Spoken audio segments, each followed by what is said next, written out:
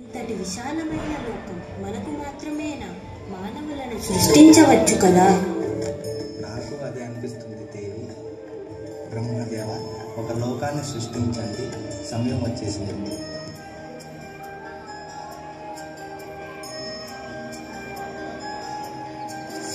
దేవి, బుద్ధి, స్వరం మరియు విద్యకు నీవే దేవతవి. మానవులను సరిదిద్దు. పిల్లలు, ఈమె సరస్వతి. స్వరం మరియు విద్యకు ఈమె దేవత. అందరూ ఈమెను పూజించండి. సరస్వతి, ఇతన్ని చూడు, నన్ను పూజలు చేసి మురిపిస్తున్నాడు. రా, మనం ఇతని ఇంటికి వెళ్దాం. పూజలు చేసే వారి ఇంటికి నేను రాను లక్ష్మి. పూజ నాకు ప్రధానం కాదు, ప్రయత్నమే నాకు ప్రధానం.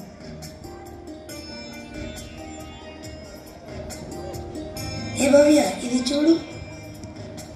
నన్ను చదువుకోనివ్వు జోయిసి, నా సమయాన్ని వృధా చేయకు. భవ్య, రా, పూజ చేద్దాం.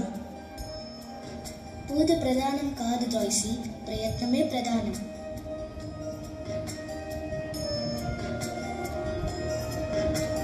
సరస్వతి, ఇతను నన్ను మళ్ళీ పూజిస్తున్నాడు.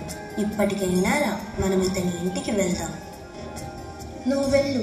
బుద్ధి, శుద్ధి, శుద్ధి ఉన్నవాడి ఇంటికి మాత్రమే నేను వెళతాను లక్ష్మి. సరే, అయితే నేను వెళ్తాను.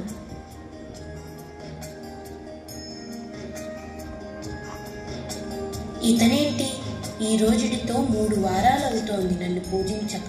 తగులుతాడే కానీ పూజించడే. అయినా ఇటువంటి వ్యసనాలు ఉన్నవాడి ఇంట్లో నేను ఉండను. ఏంటి లక్ష్మి, అప్పుడే వచ్చేసావు? ఏమైంది? ఏంటో సరస్వతి, నేను ఒక్కసారి వెళ్ళానా అంతే, మళ్ళీ నన్ను పట్టించుకోనే లేదు. లక్ష్మి, నేను అప్పుడే చెప్పాను కదా, శుద్ధి, బుద్ధి, శుద్ధి ఉన్నవాడి దగ్గరే అనుకువ, తెలివి ఉంటాయని. సరే, ఇప్పుడు చూడు.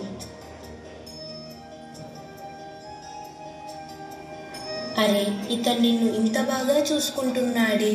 ఇప్పుడు అర్థమైంది. ఇక నుంచి నువ్వెక్కడైతే నేను అక్కడే. అతన్ని కూడా చూడు లక్ష్మి, ఎంత బుద్ధిగా చదువుకుంటున్నాడు. పద, అతని దగ్గరికి వెళ్దాం.